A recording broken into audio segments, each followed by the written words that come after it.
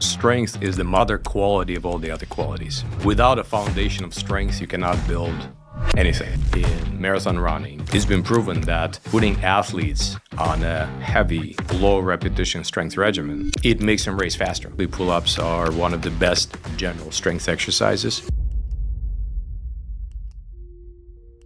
Most people would like to have some level of endurance, some level of strength, and feel healthy and presumably look however they want to look.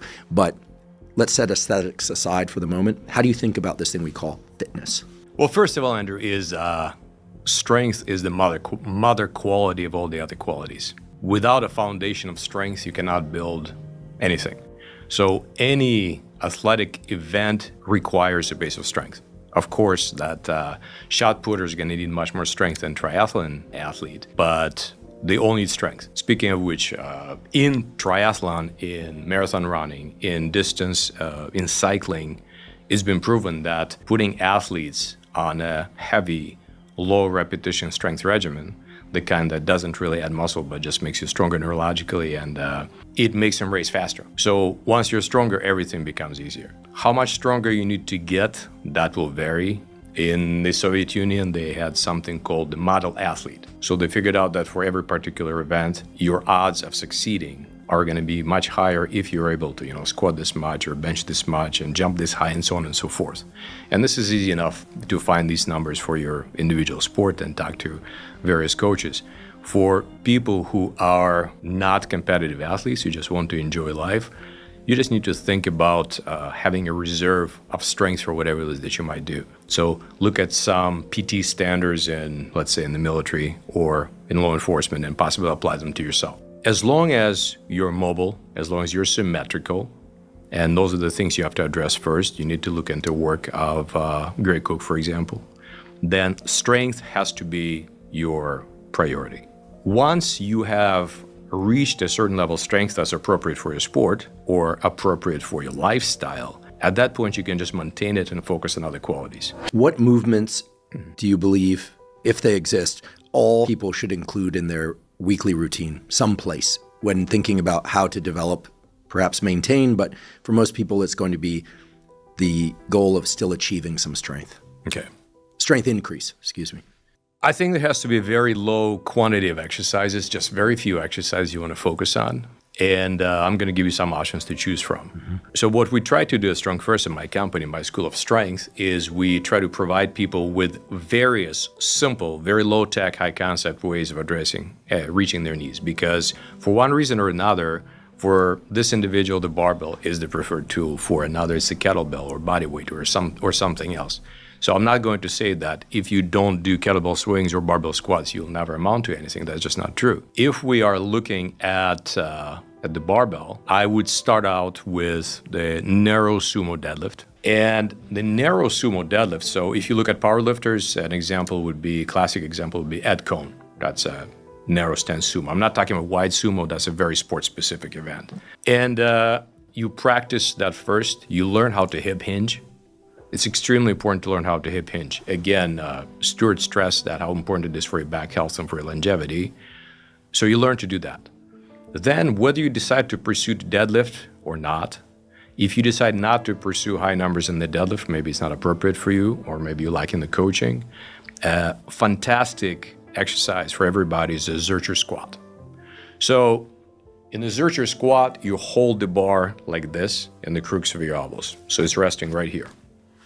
It's possible to pick it up off the ground, but it's an advanced skill. It's an advanced skill. Better just to walk it off the rack. The advantage of the Zercher squat over, let's say, the back squat or the front squat is even if you have messed up shoulders, wrists, elbows, you still can do that. Coaching the Zercher squat is very easy, very simple. And you have tremendous reflexive stabilization of your midsection. It's just very, very powerful. So you acquire that skill of getting tight. So getting high numbers on that exercise in the Zercher, so let's say an athlete could shoot for a double body weight, that's a really good goal. You find some pressing exercise. And again, if we're sticking with the example of the barbell, the bench press has gotten bad reputation, thanks to the gym bros. And all gym bros do is the bench pretty much. Well, these days they also check out their phones, I guess. But if you look at athletes, athletes who also do some lower body work, some posterior chain work, and something for the midsection, and again, the Zercher squat could address that, they are making a great use of the bench press. So it's a very simple exercise. Well, not very simple, it's a relatively simple exercise. And unlike other pressing exercises, it allows you to make strength gains with a very low volume of training. So you can do several sets of 5 once a week in the bench press and keep getting stronger.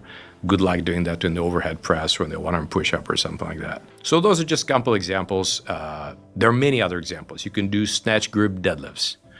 You can, list is very, very long. We can address the same thing in the same way with kettlebells. You can look into body weight exercises, but you need to find several exercises that have a reputation for building strength that reaches beyond the ability to do this exercise. Mm-hmm. If you just do curls, you're gonna get better at curls, but not at much else.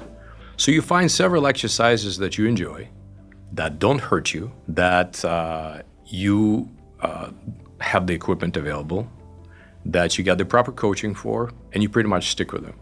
And there's absolutely no reason for you to change these exercises. It's possible to change them on the margins, from a wide grip bench press to narrow grip bench press, squats with a pause, and so on and so forth. But you don't really have to do a great variety of things. Would a combination across the week of some sort of squat, let's say the Zercher squat, perhaps a kettlebell swing or something else for posterior chain, pull up and dip, be a fairly comprehensive program? Absolutely. Yeah. I'm a fan of dips. I like dips a lot. I heard you say that you were, some years ago, you said that you were using dips for economy of time. And I started getting into dips. I haven't quite figured out the best way to load dips because once you get past 15, 20 repetitions of the body weight dip, it gets, turns into something else. Sure, absolutely. Turns into aerobic exercise, perhaps. Luke Ames, he was a powerlifter from the golden age of American powerlifting. He says anything over 6 reps is bodybuilding. Yeah, I'm trying to stay in the lower rep range today. Yeah. I'll talk about this with you more because I think a growing number of people, both men and women who are starting to do weight training or really incorporate strength training into their program, are seeking a combination of strength and perhaps endurance as well, without putting on too much size. Maybe size in some select body parts. Well, Andrew, I think they need to do possibly several different types of training. But going back to your examples, dips are fantastic if you can, if your shoulders can handle them, if you know how to do them. It's a great exercise, but not particularly democratic. That's the problem. You mentioned the example of pull-ups. Absolutely, pull-ups are one of the best general strength exercises. And again, to your listeners, general versus special. Special in Soviet terminology just means sport-specific. So the carryover, when you start doing pull-ups, when you excel at pull-ups or the dips, you are going to get a carryover so far beyond these exercises, which is exactly the reason you do that. So I like your choices very much. Yeah.